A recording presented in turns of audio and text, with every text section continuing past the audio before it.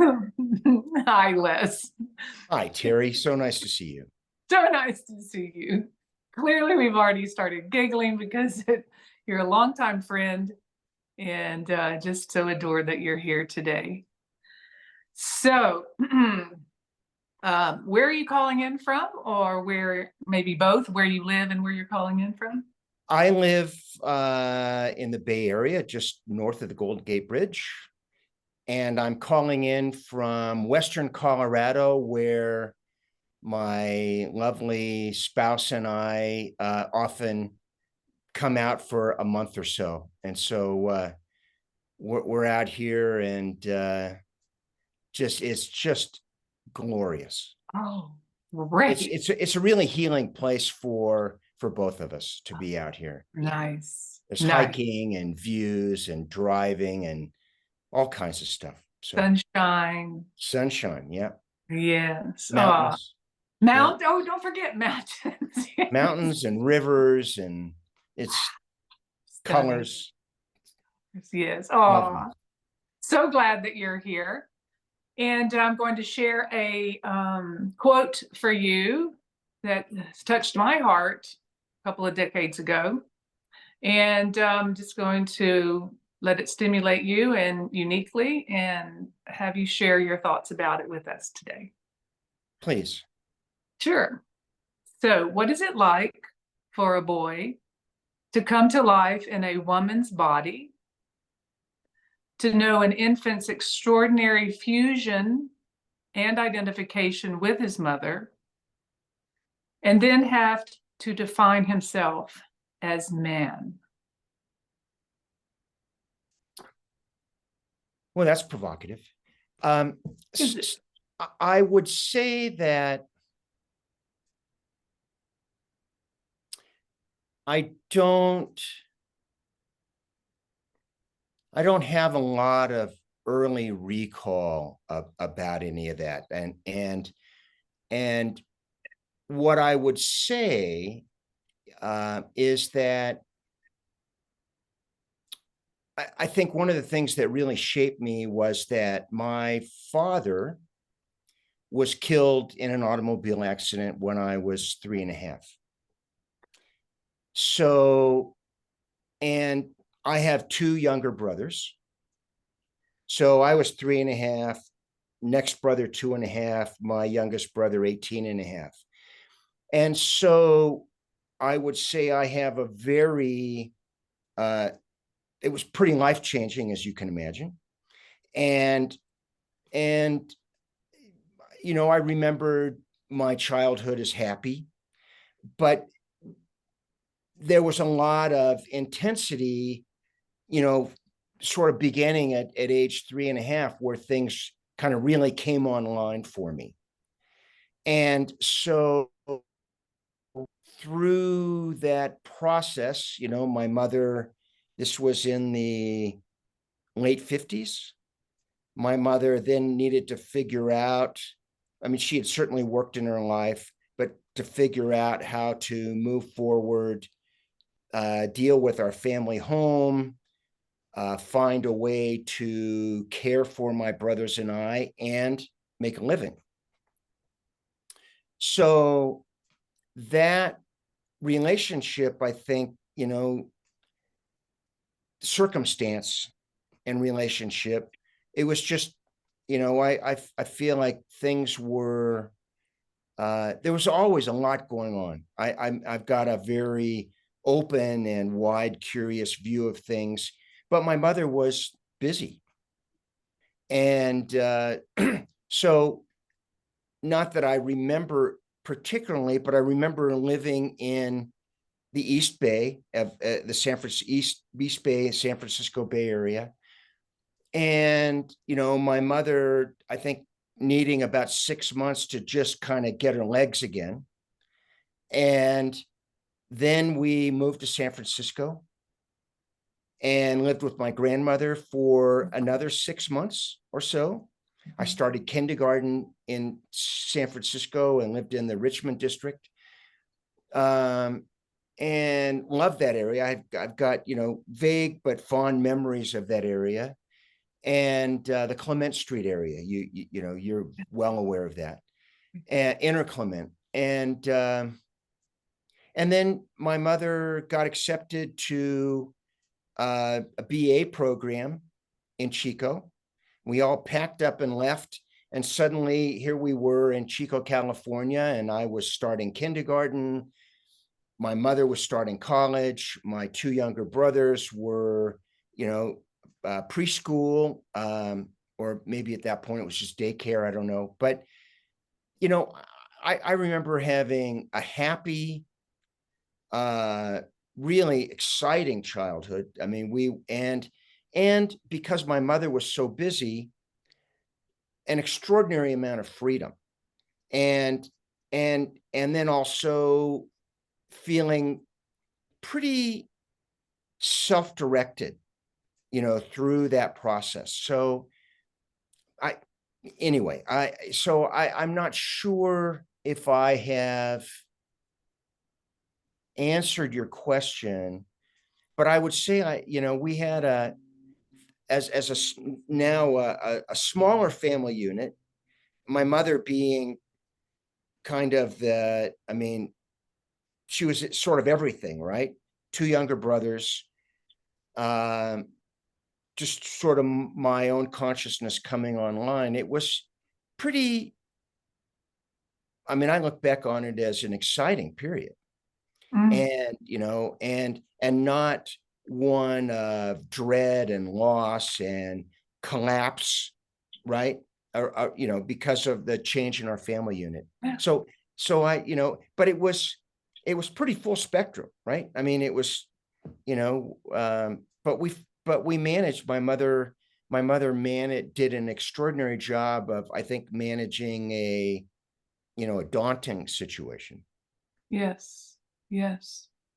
So there is little less, right? Born in your mother's body, Yep. from your mother's body.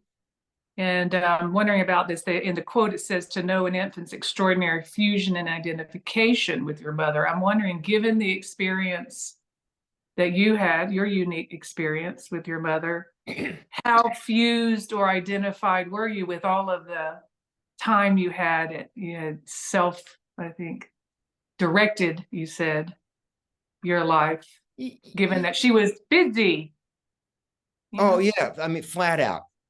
out. I mean, all the time. You know, a couple of things. I think that there was a lot of,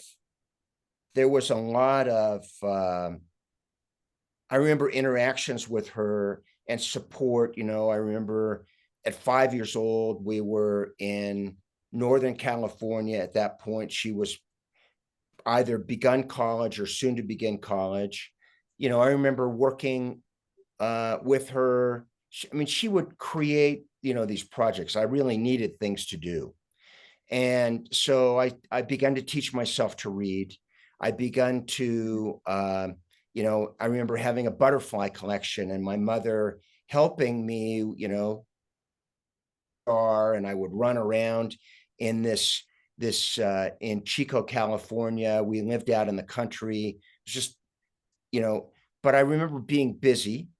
I also remember my mother read a lot. My mother had always read a lot and not really being, I think, as aware of things. I think she was a bit depressed. I think that she escaped to books a lot. So she would take us to the park, you know, maybe we'd go grab a burger or go grab, you know, I mean, I think it was a nice time of year when we arrived. So I think she would read a lot and just go play. My brothers and I would just go play. Or when we were home, we lived on the edge of an almond orchard, and I would just take off. I mean, I'd go explore in the orchard, right? I'd go catch butterflies. I'd go, you know, there were rocks. I mean, we were. I remember having just an extraordinary time. You know, there were times where, you know, we'd be getting ready to go to school or getting ready to go somewhere, and suddenly we would find that our shoes had inches of caked mud on them from running out into the orchard. So suddenly we had to go to plan B. How do we go to plan B in terms of footwear, right? I mean, it was just, there was all of that kind of stuff. My brother once lost his sandal in this orchard. So anyway, it was just, Right. I think it was a full spectrum experience, and I think for all of us. And but joyous. I mean, I never felt, sad or bad, or not that I remember. I may be masking some of that. I remember, like I said, my mom would take us to the park. She would sit on the park bench and read. My mother inhaled books. My mother, an extraordinary reader, and ultimately became a teacher, and that's why she was going to school. But anyway, so yes, so not to I'm go just, too far afield, but yeah, there was yeah, a lot going on, and it was just full spectrum experience. I'm just picturing from your sharing that you may have had less time with your mother than a family who had not had what happened to you happen.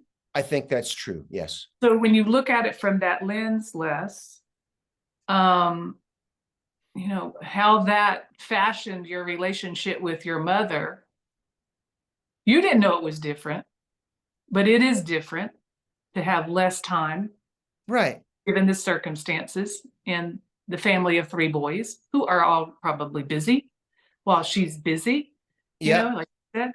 How do you feel when you look at your relationship today with her? Because we're fortunate to have her, I know, and I've had the honor and privilege of meeting this lovely, inspiring, amazing woman.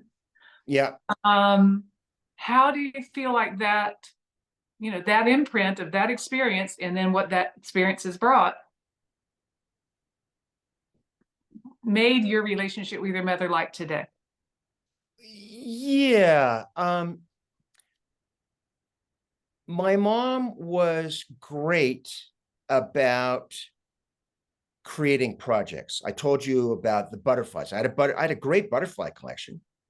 My mother created a kill jar, so we put it in there and we would mount the butterflies, and she helped me make my own butterfly book, with some cardboard paper. So we had a way to mount these butterflies. My I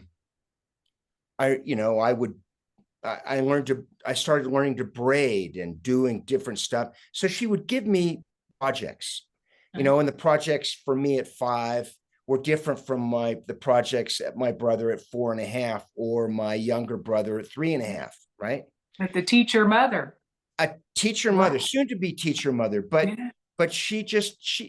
so I didn't remember her being unavailable. Right. Okay. Um, Yeah. Yeah. And you and weren't having anything to compare it to. well, no, exactly. That was Right. my experience. So, Right. I was just really You were outward. I was focused outward to the world, and yeah, I came to her with questions, and focused. I was, like I said, I was teaching myself to read. I was interested in arithmetic. I was doing arithmetic, Baking. just I for know that fun. baking. You And, learned yeah, baking a little bit. We did not so much at that point. We started doing a little of that stuff. right. But we didn't have a lot of time for baking projects. It was because that often needed to really be supervised. But Okay. my mother would create a sheet full of math problems and hand them to me, and then I would go off to the kitchen table and just Oh, crank through it, right? it's amazing. Or I would had, these early childhood readers, and I would ask this and that, but she had stuff that she was doing, and often it was academic, and she would set it aside and, help me, but tend to load me with some intellectual problem, or, hey, Leslie, go out and play. Right. Time to go out and play. Okay. So when I look at this, I'm so curious. There's an individuation process that wants to happen healthily with our children from their parents. I'm of the mind. I'm just wondering if that wasn't even necessary because you had been healthily individuated from an early age. Yeah, I would say that's true. I had been healthily individuated. I mean, I remember at 3 o'clock, at 3 years old, excuse me, running around with my little red wagon, in the East Bay, and just, I felt like the world was my oyster. I mean, I felt safe. I felt, confident. And sometimes I was off by myself. And as my brothers got a little older, there was some, not obligation, but we often played together. We were our best playmates, I think. But I remember having playmates when in the East Bay when I was up until about 3.5, and then things started to shift. And for a little while, we lived out in the country. So I was very self-actuating. Yes. So when you picture you're self-actuating, I like that. So when you picture yourself growing up and maturing and evolving into manhood, if you will, Mm-hmm. what speak to that given those unique circumstances that you had? Do you remember that sense of becoming a man, or like, did you or did you not? Was there some turning point, something happened? Uh, I don't know if there was a turning point. I think I remembered, by the time I got into elementary school, there were certain things that struck out. I mean, we were, as you can imagine, my we had no money. We were, in, I wouldn't say impoverished, but we were on a very low budget. I mean, and so that started to become more apparent to me, that, I didn't have all the things that the other kids had, right? Or people would ask me about my father, right? So, and that wasn't an easy conversation for me to engage in, right? Mhm. Um, but I would say that we maintained a pretty tight nuclear family. We spent a lot of time, as a family. My mom did a great job of finding, we played games a couple of nights a week, Mhm. played word games or card games, or so that in addition to, sort of kind of maintenance mode, we still maintained, Right. and my mother was in college at that point, had a lot of reading to do, studying to do. She also had pleasure reading. And Mhm. so we would often, go to the park, and we would play and she would read and study, right? Or, So, or maybe we would grab a burger or a hot dog out, you right. know, uh, or, I don't know if that's I'm just helpful. picturing, yeah, it is. But I'm expanding it to see were there other men around you to inform you about malehood? Is that a word? Yeah, well, I had a couple of uncles. I think my mother did seek out I mean, we were part of a church for a while. Mhm. And, there was some of that, I joined the Cub Scouts. So I was an active participant in Cub Scouts, even though I had a den mother and not a den father, right? But we would do boys things and we would go on outings, and my mother was very supportive of that. My brothers not so much, but I was drawn to that. Because your family was away from family if you're in Chico, We right? were hundreds of miles away from So you family. were around uncles and, We were not. grandfathers and that kind of thing. Okay. Right. We would occasionally go visit cousins who lived more in the Bay Area, kind of in the upper Napa Valley or down in Marin County. Okay. So but that was a few hours away for us at that point. And it wasn't something that we did every weekend, right? I mean, because we Yeah. were busy, we didn't have a lot of money for gas. Mhm. Actually, it was funny. I mean, it's funny remembering about gas. One of the things that we did, and it was one of the things that my mother did as a child, gas was pretty inexpensive at that point.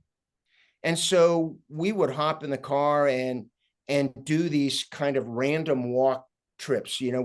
We'd drive until we hit an intersection and we'd flip a coin. Which direction are we going to drive then? And these are intersections of county roads, not intersections of city streets, right? So we did those kinds of things. We there were a couple of swimming areas that were created along in Chico. They had the Bidwell River, and they created these big swimming areas. I learned to swim there. We would go sit by, my mom we'd bring a picnic. We'd go and picnic was cheap. We could figure out how to do it. It wasn't, it's not like we, had that disposable income for other things, right? So I don't know if I'm Yeah. getting to the point. I Yeah. mean, we were active, we were happy, Yes. you know. Yes. I just am wondering if there was any sense of, you mentioned that you saw more of the world and saw the differences, but when it comes to just stepping into manhood, is there anything that, as we begin to close here, that you remember about that process, if it was something? Yeah, just, I mean, I became in the classroom, I wasn't necessarily shy. Socially, I was shy, right? So I didn't quite know, because I think that there were gaps, right? That I did feel a deficit of not having a father, right? You could Uh, feel that. I did feel a deficit of not having a father, Oh, yes. I've never And heard that that came before. online more as I got older, right? Oh, I And don't know that. That's the first time I've really heard someone say that to me. yeah, well, I mean, for me, that's my experience, right? And what was that like? What is like that like to what how do you feel the deficit of your father? Well, I felt very, I felt like I had agency in certain areas in my life. Academically, I mean, I was bright. I excelled in.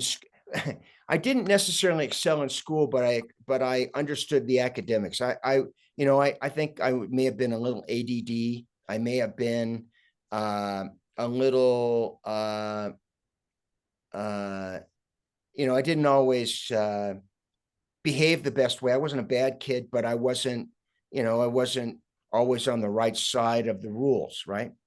I was just active, right? Sometimes that got me in trouble, Mhm. or talking in class, right? Those kinds of Yeah. things I was, right? So, um, but I felt like I read a lot. I felt like I had agency. Mhm. But sometimes I could get on the wrong side of things. So sometimes I was disciplined in school, but academically, I mean, I was just all over everything. I mean, I got it. I was a big outside reader. So I had a nice inner life too from my reading. But socially, I didn't always feel equal, right? And it And because of the dad deficit? well, because of the dad thing, because of the economic situation, Mhm. so both of those, and Can you take a moment? I don't mean to interrupt you, but sure, I'm of course. fascinated by what is a how do you see a dad deficit or feel a dad deficit, if you could share? Um,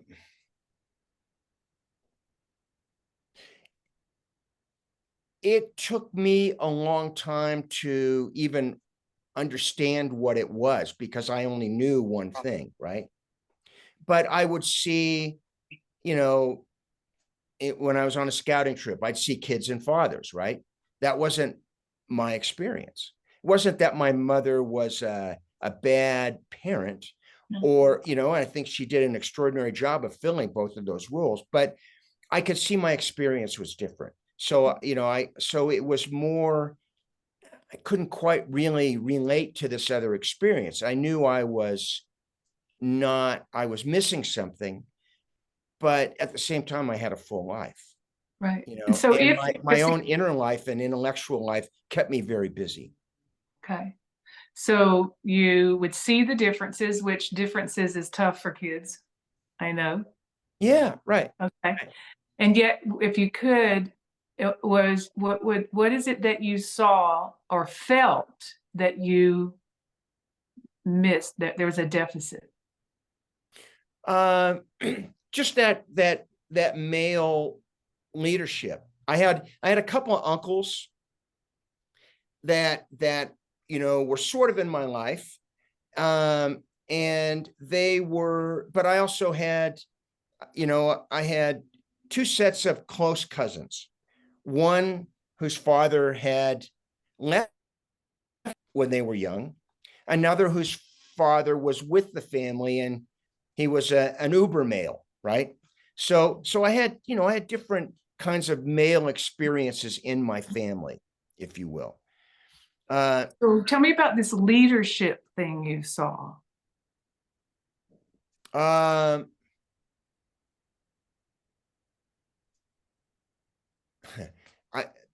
I, I'm sure I used that word, or did I use that word later? Um, I, um,